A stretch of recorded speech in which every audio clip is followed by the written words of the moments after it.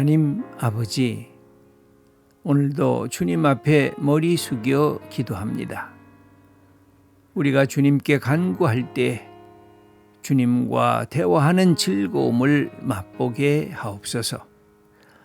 기도 중에 나의 감추어졌던 죄악이 생각나게 하시고 하나님의 용서를 받게 하옵소서. 기도 중에 나의 연약하고 어리석음을 보게 하시고 하나님의 놀라우신 사랑에 흠뻑 감격하게 하옵소서. 기도 중에 살아계신 하나님을 만나고 주님의 기쁘신 뜻과 섭리를 깨닫게 하옵소서. 기도 중에 내 가정, 이웃과 교회, 나라를 불쌍히 여기는 마음으로 간구하게 하옵소서. 그리하여 미래로부터 현재로 다가오시는 하나님의 뜻과 섭리를 깨달을 줄 아는 지혜를 갖게 하옵소서. 아멘. 이 부분은 하나님에 대한 이 인지가 들어가 있습니다. 여러분, 우리의 삶이 교만해진 데서부터 겸손해지는 유일한 길은 다른 것이 없습니다. 하나님 앞에서 내 모습을 인지할 때에 우리가 겸손이 시작이 되는데, 그때부터 인간의 인테그리티라고 하는 인간의 성품과 인간의 인격이 조화를 이루기 시작해지는 것입니다. 그러지 않으면 인간은 늘 천방지축의 특성이 있습니다. 이 다른 사람들을 아랑곳하지 않고 내가 얼마나 괜찮은 존재인지 여기저기서 그냥 떠벌리고 싶은 이 천방지축의 이 모습이 모든 인간에게 다 있습니다. 그런데 하나님을 알게 되면 나를 알게 됩니다. 내 부족함을 알게 되고 내 연약함을 알게 되는데, 여기에서 이 유다가 이제 새롭게 등장을 하는데 그는 자기들의 잘못을 기억하고 있습니다. 그러면서 이런 위기와 이런 어려움이 다가온 것, 나 자신을 되돌아보니까 내가 하나님 앞에 부족한 존재였구나 하는 사실을 알면서 이렇게 변화가 되는데, 여기에서 요셉은 한 걸음 더 나가서 그들의 삶의 내용을 더 들여다보기를 원합니다. 17절의 말씀입니다. 요셉이 이르되 내가 결코 그리하지 아니하리라. 잔이 그 손에서 발견된 자만 내 종이 되고 너희는 평안히 너희 아버지께로 돌아 올라갈 것이니라. 여기에서 동생의 이야기를 꺼내 들기 시작합니다. 실제적으로 요셉은 형들의 이야기 속에 지속되고 있었던 것을 사물을 보는 것, 그래서 돈을 집어넣습니다.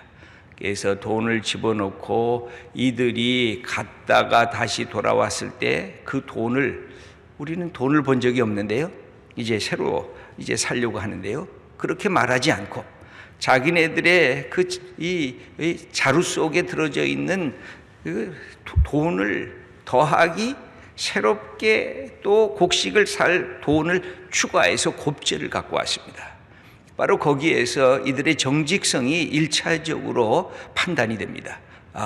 이들이 일단 거짓말을 하지 않고 돈에 취해서 돈을 숨기고 자기 것으로 삼고 그 다음에 돈을 이제 먹을 분량만 사러 갖고 왔구나. 그렇게 하지 않은 이 모습이 중요했습니다. 두 번째는 이들이 왔을 때 누구를 데리고 왔느냐면 자기의 동생, 막내 동생인 베냐민을 데리고 왔습니다. 이것은 요셉이 한 말을 신실하게 들었기 때문에 그렇습니다. 너희의 막내 동생을 데리고 오지 아니하면 내가 너희들을 다시는 만나지 아니하리라 하는 그 얘기를 듣고 그대로 가서 이야기했고 동생을 데리고 왔다고 하는데, 여기에서 두 번째 사물과 삶을 이해하는 신실성을, 이 정직성을 보게 됐습니다. 세 번째는 이런 것입니다. 여러분, 여기에 나오는 유다의 18절부터의 이야기는 창세기에 나오는 모든 연설이라고 할까요? 모든 스피치 중에 가장 긴 스피치입니다. 그래서 유다가 아주 긴 자기의 삶의 이야기를 하는데 뭘로 얘기를 하냐면 내러티브로 얘기를 합니다. 이야기식으로 합니다. 여러분, 상대방이 어떤 사람인가를 알려고 하면 이 연애하는 남녀도 마찬가지입니다. 상대방이 어떤 남자인지 어떤 여자인지 알려고 하면 그 사람의 내러티브를 듣도록 하는 것이 참 좋은 것입니다.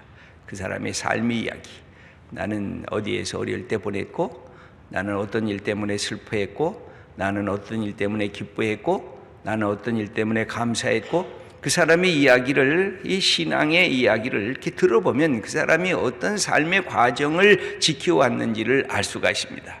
그래서 이 내러티브를 들으면 이 사람이 허세가 많구나, 이 사람은 거짓말을 하는구나, 이 사람은 참 신실하게 자기의 삶을 대했구나, 이런 사실을 이렇게 느끼고 알 수가 있습니다.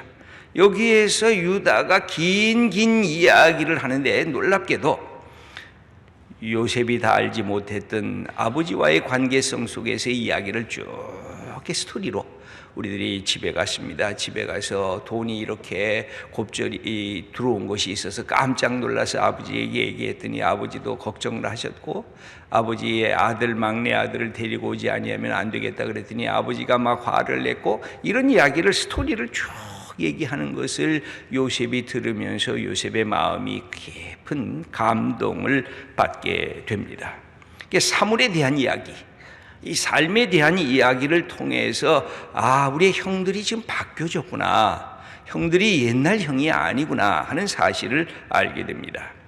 두 번째는 인간에 대한 변화를 형들이 갖고 있었는가, 여기에 놀랍게도 나타나는데 제일 많이 나오는 단어가 있습니다. 여러분들 쭉 읽으시면서 느끼셨는가 모르겠습니다. 무슨 단어가 제일 많이 나올까요? 그죠? 아시죠? 아버지라는 단어가 제일 많이 나옵니다. 아버지라는 단어. 열몇 번이 나옵니다. 또 아이라고 하는 단어, 그 막내 동생에 대한 이 표현이 이렇게 자주 나옵니다. 무슨 뜻입니까? 그것을 통해서 이 형들이 아버지를 어떻게 이해하고 있는가. 그때 이 아버지에 대한 이해는 우리 아버지가 나이가 들고 아버지의 마음이 얼마나 자녀들을 위해서 사랑스러운지, 특별히 막내 아들을 사랑하는 것은 우리가 눈을 뜨고도 볼 수 없을 정도로 그렇게 사랑을 합니다 하고 아버지에 대한 얘기를 쭉 합니다. 그리고 동생인 베냐민에 대한 얘기를 쭉 이렇게 늘어놓습니다. 이 이야기는 여태까지 한 이야기를 다시 자기의 언어로 바꿔놓는 언어입니다. 여러분, 형들이 요셉을 그렇게 팔아넘겼을 때는 아마 형들도 결혼을 다 하지 않은 사람들이었던 것 같아요.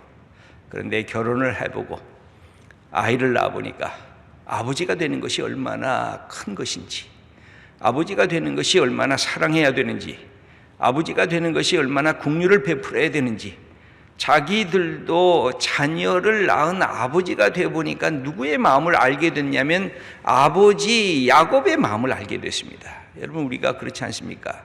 젊었을 때는 효도를 잘하지 않다가 결혼하고 나서 자녀를 낳아 보니까 우리 아버지가 이런 마음으로 나를 키웠겠구나, 우리 엄마가 나를 이렇게 사랑으로 내가 이렇게 여기까지 왔겠구나 하는 이 뜨거운 아버지와 어머니에 대한 사랑과 감격을 우리가 그때 가서야 겨우 알게 됩니다.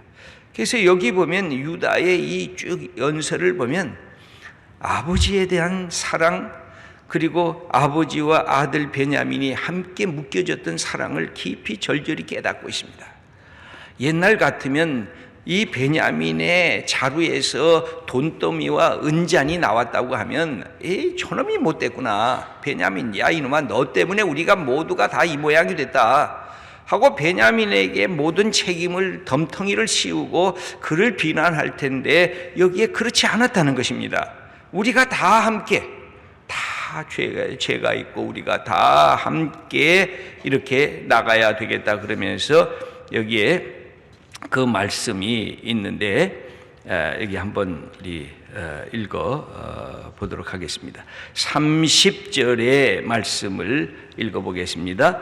아버지의 생명과 아이의 생명이 서로 하나로 묶여 있거늘 이제 내가 주의 종 우리 아버지에게로 돌아갈 때 아이가 우리와 함께 가지 아니하면, 31절입니다. 아버지가 아이의 없음을 보고 죽으리니 이같이 되면 종들이 주의 종 우리 아버지가 흰머리로 슬퍼하며 수월로 내려가게 함이니이다. 그러면서 아버지와 아들이 하나로 묶여 있는데 여기서 베냐민을 두고 우리가 혼자 가면 아버지도 죽고 우리 동생도 마찬가지 죽습니다. 안 됩니다. 그리고 나서 더 놀라운 얘기를 유다가 하게 됩니다. 32절과 33절입니다. 주의 종이 내 아버지에게 아이를 담보하기를 내가 이를 아버지께로 데리고 돌아오지 아니하면 영영이 아버지께 죄짐을 지리이다 하였사오니 이제 주의 종으로 그 아이를 대신하여 머물러 있어 내 주의 종이 되게 하시고 그 아이는 그의 형제들과 함께 올려 보내소서. 유다가 그럽니다. 내가 대신 종이 되겠습니다. 저 동생을 용서하시고 아버지에게로 가야 아버지가 살아납니다. 아버지에게로 보내주세요. 내가 대신 중보자가 되어서 이게 하겠다. 여러분, 유대 역사를 보면 재밌는 것은 북왕국과 남왕국이 갈라졌을 때도 남왕국은 왜냐하면 유다 지파와 베냐민 지파가 남왕국을 형성을 하게 됩니다. 나머지 지파는 북왕국을 형성하는데, 그래서 베냐민 지파, 유다 지파는 굉장히 끈끈합니다. 근데 그 근본적인 유래를 보면 이 본문하고도 깊이 관련이 되어져 있습니다. 내가 대신 지겠다. 이때에 요셉의 마음이 다 녹아집니다. 사랑하는 성도 여러분, 우리의 삶은 어떻습니까? 사물을 보는 눈이 굉장히 중요합니다. 우리의 시간과 공간과 삶의 환경을 어떻게 내가 받아들일까? 그 다음에 사람을 보는 눈이 굉장히 중요합니다. 상대방을 존중하고 있는가? 상대방의 말에 귀를 기울이고 있는가? 마음이 따뜻한가? 이것을 우리가 가질 수 있으면 우리의 삶에 함께 신뢰도가 이게 점점 이게 커집니다. 이 사람은 믿을 수가 있구나. 이 사람과 함께 갈 수가 있구나. 우리가 가는 길이 함께 목표가 이루어질 수 있구나 하는 신뢰를 얻게 되는 것. 여기에서 바로 요셉은 이제는 형들과 함께 해도 되겠구나 하는 마음의 문을 활짝 열어 놓게 됩니다. 먼저 우리 속에 이런 모습이 있는가? 우리의 삶에 어떤 태도로 살아가고 있는가?